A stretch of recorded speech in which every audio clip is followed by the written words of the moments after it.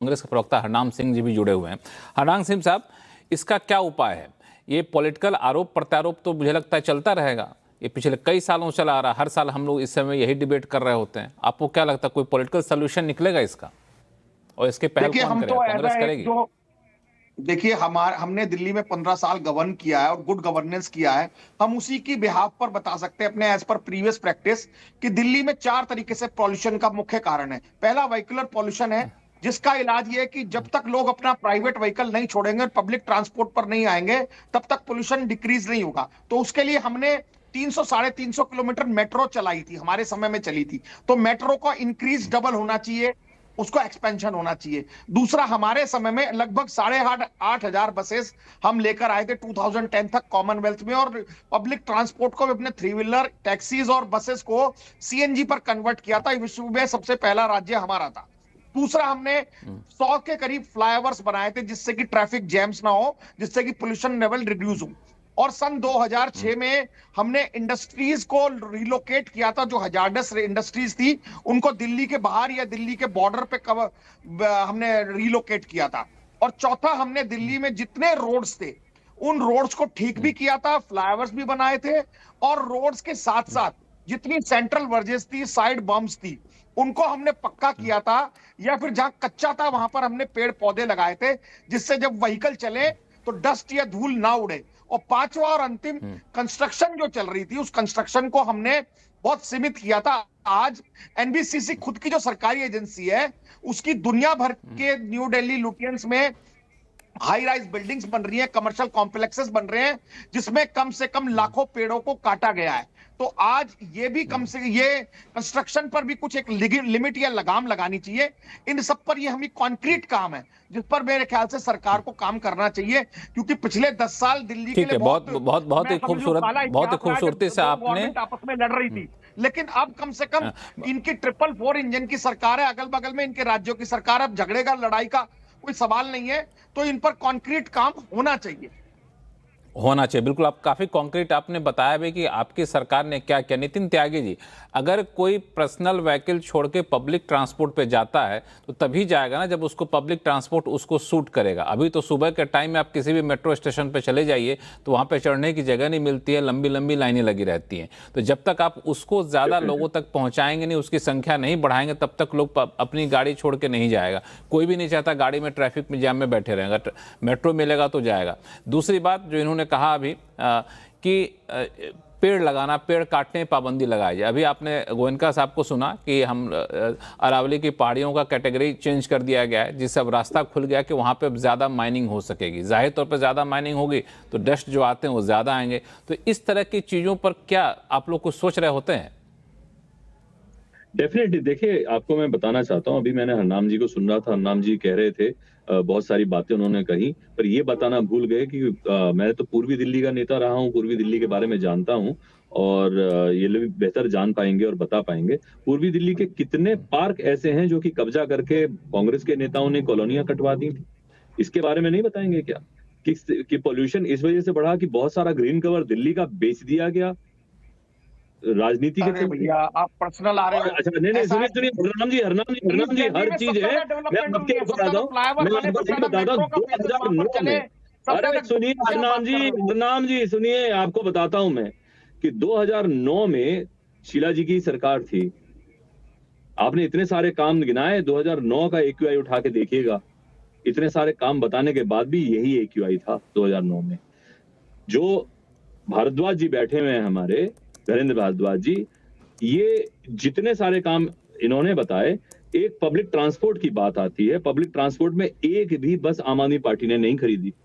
कुछ electric buses आई जो कि केंद्र सरकार ने दी थी, मोदी जी ने दी थी 700-800 बसें। उसके अलावा एक बस पिछले 10 साल में जब सरकार रही आम आदमी पार्टी की, एक नई बस नहीं जोड़ी। पुरानी बसेस खराब भी हो जाती हैं, रिटायर भी हो जाती हैं, उनका टाइम भी पूरा हो जाता है, लेकिन एक नई बस नहीं जोड़ी। अब जब आई है भाजपा की सरकार तो कितनी सारी इलेक्ट्रिक बसेस नई आ गई हैं।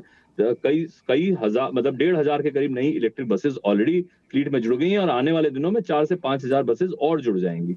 ये सोचने की बात है कि बहुत सीरियस एक सरकार है। आप देखेंगे जितने भी बिजी स्ट्रेचेस हैं, आप लोगों ने स्प्रिंकलर्स के बारे में देखा होगा, जितने भी बिजी स्ट्रेचेस है वहां पे पोल्स के ऊपर स्प्रिंकलर्स लगाए गए हैं जिससे कि वो बिजी स्ट्रेचेस को और बिजी ना हो पाए। आपने आईटीओ पे देखेंगे और बहुत सारी जगह पे आप देखेंगे लंबे लंबे स्ट्रेचेस है जो 15,000 किलोमीटर की आप बात करें तो 15,000 किलोमीटर की छोटी गलियां, बड़ी गलियां, चौड़ी सड़कें, पतली सड़कें मिला के तकरीबन काफी उन्होंने उस तरीके की कैलकुलेशन में बताया। आप उसकी अब उसको आप नॉन सीरियस तरीके से ले जाएं, आपको हंसी आ जाए उसके ऊपर बात दूसरी है। पर मैं बहुत सीरियसली आपको बताना चाहता हूं कि केंद्र सरकार, दिल्ली सरकार, राजस्थान सरकार, हरियाणा सरकार, उत्तर प्रदेश सरकार, उत्तराखंड सरकार बहुत कोऑर्डिनेशन में आज की तारीख में काम कर रही है। इसका असर आपको अगले आने वाले दिनों में, अगले साल की विंटर्स में डेफिनेटली नजर आएगा।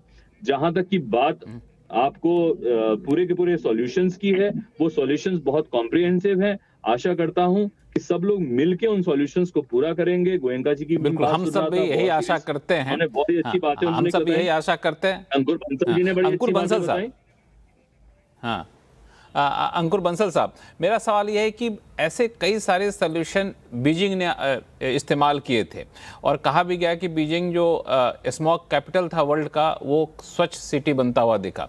लेकिन उतने सारे कदम इस्तेमाल करने के बाद, उतने 1,000 करोड़ रुपए कुछ खर्च किए गए थे, करने के बाद आज फिर से बीजिंग की भी हालत कमोबेश वापस पटरी वैसे ही होती जा रही है। तो वो सारे कारगर कदम जो अब तक कारगर माने जा रहे हैं, तो वो भी वहां भी बेकार साबित होने लग रहे हैं। तो उनसे क्या सबक सीखना चाहिए हमें? क्योंकि मैं आज के बीजिंग का AQI देखा तो वो भी 285 के आसपास था। बिल्कुल। तो सबसे पहली चीज़ तो इसके अंदर ये है, मेरे को नहीं लगता कि हम जो बोल रहे हैं कि अगले साल प्रॉब्लम सॉल्व हो जाएगी, मेरे को नहीं लगता कि ये पॉसिबल है कि अगले साल प्रॉब्लम सॉल्व हो जाएगी। तो हमको शॉर्ट टर्म सोचना ही नहीं चाहिए, कि हमको सोचना चाहिए कि ये प्रॉब्लम में समय लगेगा। और सबसे पहली एक्नॉलेजमेंट करना इस चीज़ को काफ़ी वो है, क्योंकि अदरवाइज़ हम क्या करते हैं कि अभी आ गया तो हमने अगले साल पे बोल दिया कि अगले साल कर देंगे। जैसे हम जून जुलाई में होते हैं तो हम बोलते हैं इस साल समस्या नहीं होगी, लेकिन जब इस साल नवंबर दिसंबर में आते तो बोलते हैं अगले साल नहीं होगी। तो इसके अंदर लगेगा, समय लगेगा, 4-5 साल तो कम से कम लगेंगे to feel the difference in a meaningful way. तो सबसे पहले बात तो हम बिना बात के रश ना करें, बिना बात के ऐसे सोल्यूशन ना लें जो सिर्फ हम टीवी डिबेट्स में आए या मतलब पॉलिटिकल रैलीज में बोलें, लेकिन उससे कुछ फर्क नहीं होगा। सबसे पहले तो ये देखिए, इसके अंदर मिड टर्म थोड़ा होराइजन रखना पड़ेगा। और जो बीजिंग की बात है, बीजिंग ने काफ़ी कोऑर्डिनेटेड तरीके से बहुत ज़्यादा पैसा डाल के बहुत कंट्रोल्ड तरीके से किया, जिसके अंदर लोगों को भी इनकन्वीनियंस हुई, बट वो ज़रूरी थी इनकन्वीनियंस करनी, क्योंकि इमरजेंसी सिचुएशन थी तो इनकन्वीनियंस करनी ज़रूरी है। शायद हम इंडिया जैसी डेमोक्रेसी में जब थोड़ा सा इस तरह के मेजर लाते हैं तो थोड़ा सा मुश्किल हो जाता है भारत जैसे देश के अंदर, मतलब वो पॉलिटिकल, क्योंकि डिफरेंस है कि China as a country is a differently design than India, तो वो एक रियलिटी है, दोनों में काफी डिफरेंस होता है, काफी फर्क है, तो एक रियलिटी है। बट एक सबसे, लेकिन हमको फंडिंग भी इसके अंदर बढ़ानी पड़ेगी, क्योंकि अगर हम एनकैप देखें, जो एनकैप आया था उसका अंदर अगर हम उसका एक बार इवैल्यूएशन करें एनकैप का पैसा ज़्यादातर सिटीज़ ने, जो 117 सिटीज़ आइडेंटिफाई की थी जिसके अंदर एयर क्वालिटी अच्छी नहीं थी, उसके अंदर अगर हम उनका इवैल्यूएशन करें, क्योंकि एनकैप अब खत्म हो गया है, तो उसके अंदर इवैल्यूएशन करें तो देखेंगे कि बहुत सारा पैसा यूज़ ही नहीं हुआ उसके अंदर। तो जो हम ये हमेशा बोलते हैं ज़्यादा पैसा बढ़ाएं वो बढ़ाएं, तो हमको यूटिलाइजेशन भी देखना पड़ेगा। तो समवेयर द एक आखिरी सवाल मैं लेके जरा गोयनका साहब के पास जाऊंगा, क्योंकि समय कम है। गोयनका साहब, बीजिंग का एग्जांपल इंडिया में इंप्लीमेंट करना कितना फिजिबल है? नहीं भाई, देखिए, अगर पॉलिटिकल विल है तो सब कुछ हो सकता है, बट ये सब बातें जनता से वोट भी तो लेना है, समस्या भी होती है। पॉलिटिकल पार्टीज, हाँ, तो जैसे आपके स्टूडियो में बात हो रही है, मुझे नहीं लगता है कि ये पॉलिटिकल पार्टी साथ में बैठ के कुछ सोल्यूशन निकालेंगे। आपस में तू मैं अभी भी चल रहा है, और मुझे लगता है कि अगली बार आप ये प्रोग्राम अरेंज करेंगे तो नॉइज़ पोल्यूशन का भी मुद्दा आप इंक्लूड कीजिए। बट सीरियसली जो बीजिंग में हुआ है, this is also a lesson for us. जैसे मैंने पहले बताया था, जब CNG बसेस दिल्ली में इस्तेमाल की गई थी, उस समय भी दिल्ली का प्रदूषण कम हुआ था। बीजिंग ने भी कई सख्त कदम लिए थे पोल्यूशन करने को, but I think they have stopped taking it seriously, which is why this problem has recurred. It is a continuous process. It is not a one-time thing.